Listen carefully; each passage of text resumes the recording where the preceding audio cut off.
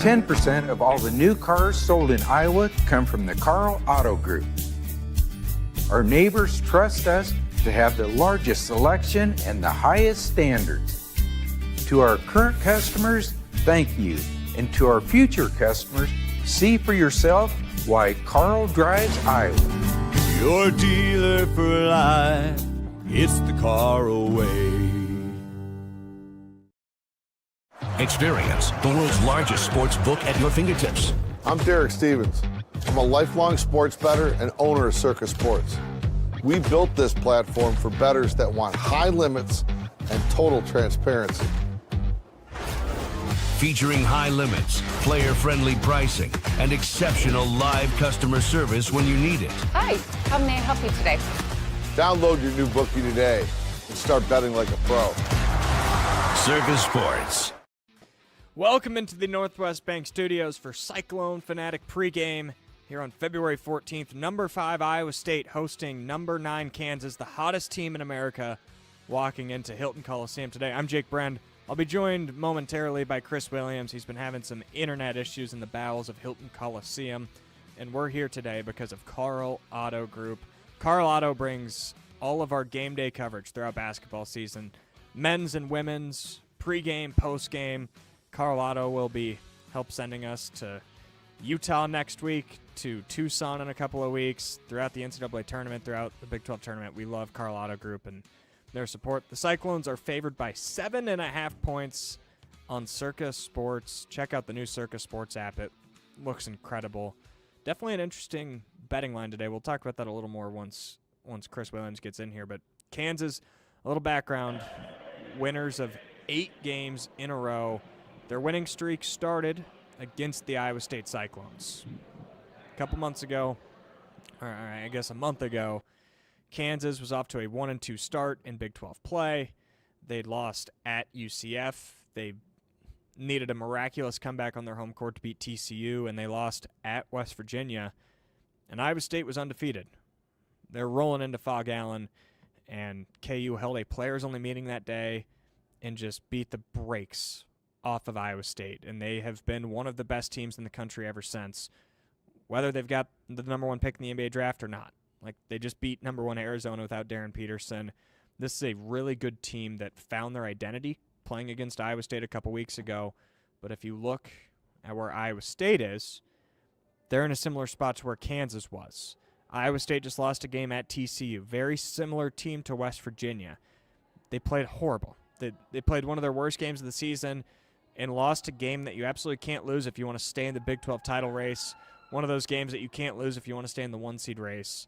Now Iowa State, they've had a tough week of practice, and they're looking to establish their identity again against an elite team, because this is the first ranked opponent Iowa State's played since Purdue. That Purdue game was the day after Jimmy Rogers got hired. That's how long ago it was. So, yeah, that game at Fog Allen, it wasn't a ranked game, but it's still playing at Kansas. It's not like Iowa State hasn't played a good team in a long time, but this is really the first marquee game at Hilton Coliseum all season long, even including the Cyhawk game. We didn't really know what Iowa was at the time. It was a great atmosphere, but it's not what I would consider marquee. Today is marquee. It's a 12 o'clock tip on ABC. First Iowa State game on ABC in a long, long time. I couldn't tell you the last time when. The students are fired up. They were in here in full an hour before tip. So it's going to be on fire today at Hilton Coliseum, and I can't wait. To me, this game, a lot of it comes down to 2 factors. It's what's Darren Peterson's status. Peterson, he's the best player in America. He's the most talented player in America. He's not going to win any awards because he hasn't played enough games or anything like that. But when he plays, and when he plays at a high level, there's nobody like him in college basketball. And he's going to be the number 1 pick in the NBA draft this year. And he sat out against against Arizona, number 1 Arizona, on his home court Monday. He was dealing with the flu, had some flu-like symptoms, tried to give it a go in warm-ups and didn't, and they were able to beat Arizona without him. Now they add him back to the lineup today, supposedly. Well, this saga, if you don't follow Kansas, has been weird.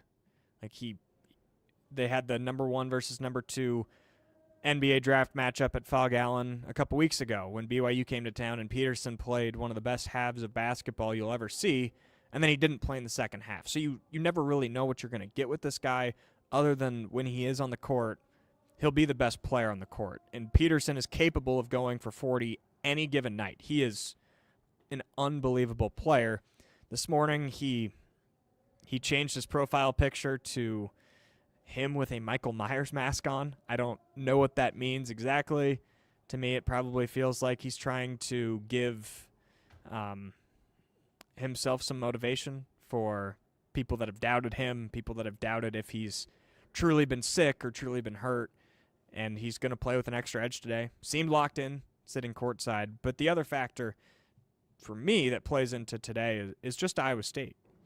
When we've seen Iowa State play bad this year, it's because they let the other team dictate what the game is. They let the other team, regardless of what side of the ball it's on, if Iowa State's on defense, they've let teams get to that high post too easy.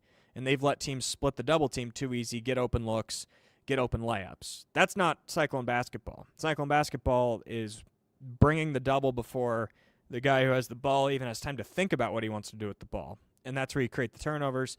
That's where you get out and run and get some open looks in transition. The other end of that spectrum is when Iowa State's on offense. When they've struggled this year, it's because the ball sticks and Joshua Jefferson's forced to play too much isolation ball from the top of the key.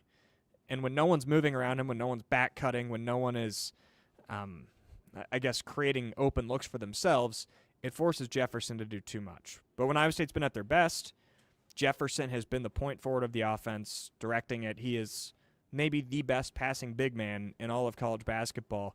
And when Iowa State is a free-flowing offense and they're moving, they're pretty hard to beat. So that, to me, as much as this game comes down to the status of Darren Peterson, Kansas has lost games with Peterson on the floor this year. They're not unbeatable with him, but they can certainly beat anybody on any given day in any building around the country when they've got him on the floor. But this comes down to Iowa State for me. Are they going to play their brand of basketball? Are they going to be the top 5 team? If they're the top 5 team today and they play like it in this building, there's not really a reason that they should lose short of a remarkable performance out of somebody on Kansas. But if Iowa State gets punched in the mouth and they let Flory Badunga control the game in the paint and they on either end of the floor, then Iowa State might lose this because Kansas, as of late, the last month, has been the better basketball team. There's no doubt in my mind. If you look at the odds of this game, it's weird because it opened as Iowa State favored by 5.5 points, which is what all the metrics would say. It's what Ken Pom, Bartorvik, all those sites would have. And what you saw is a lot of the money, or a lot of, I guess, the bettors going towards Kansas. Still, the line keeps moving in the direction of Iowa State. Now it's up to 7.5. From a betting 101 aspect to those who aren't big sports bettors, typically when that happens, it means that the public, people like me, people like Aiden, I guess Aiden doesn't bet, but people like me and Aiden, that means we're betting on Kansas, and the sharps, the professional bettors, the ones who are throwing hundreds and thousands of dollars on these games, that means they're betting on Iowa State.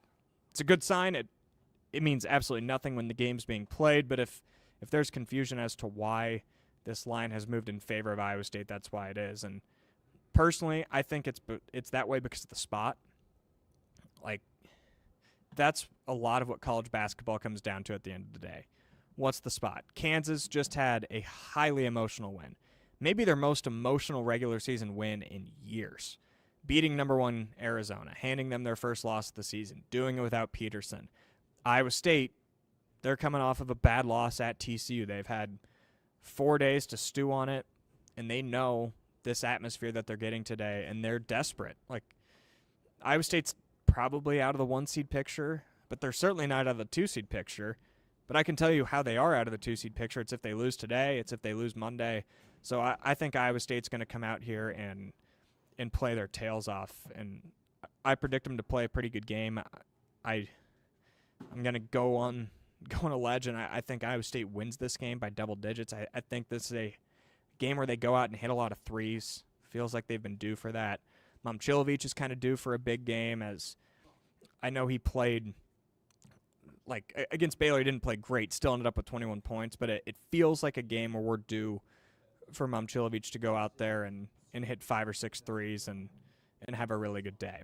But as MN Richards points out in the comments, will KU let Lipsy shoot threes like they did with Trey King a couple years ago? Trey King, they decided to leave him completely open. He made 4 threes. That was more threes that game against Kansas than he had all year leading up to that point.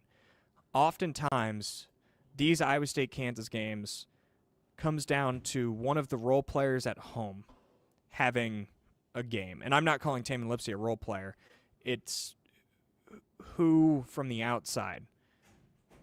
Is it Tamin Lipsy, Killian Torrey, Nate Heisey, Jamarian Bateman? Which one of those guys is going to play above their season average from outside? And if I can guarantee you today, if Tamin Lipsy shoots or makes 3 threes, or if Nate Heisey makes 3 threes, Iowa State will win this game comfortably. That's what these games often come down to. A month ago in Lawrence, it came down to Trey White, who is a good player for Kansas. He's an energy player, good three-point shooter, but he made 5. It was the first time in his career he made 5 3-pointers. Who is it for the Cyclones today? I think it's Nate Heisey. I think we'll come on here after the game. I think Chris Williams will give our preferred pest control pest of the game to Nate Heisey, because when a guy like Heisey knocks down 3 or 4 threes, the Cyclones are really tough to beat in this building, and I think they're going to be tough to beat today. Chris Williams, we promise will be here post-game.